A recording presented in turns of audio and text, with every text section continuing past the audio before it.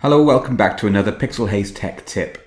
Today's going to be a very quick one. We're going to add our unique reference ID for Google Analytics and install it into our Squarespace website.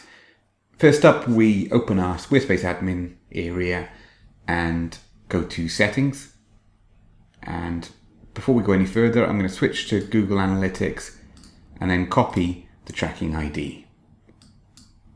Once I've got the tracking ID, I can then go back into our settings area, go to Advanced, and from here I can select External API Keys.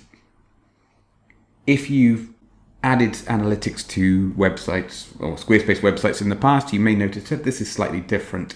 That's because it is, I believe it was earlier this year that Squarespace have had a rearrange of the admin area and they've renamed it from external services to external API keys. So that's just something to be mindful of. Once I select this area, you can see I've already pasted in our unique Google Analytics reference number. Once you've done that, we can go out of settings and then you're all set.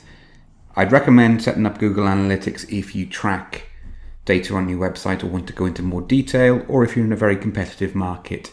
Of course, you have the Squarespace built-in analytics, which I find very useful from a day-to-day perspective, just to see how the website is performing as a whole.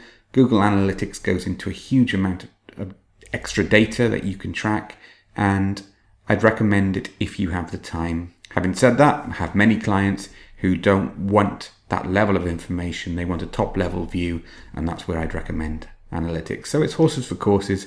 There's absolutely no harm in creating a Google Analytics account and giving it a go.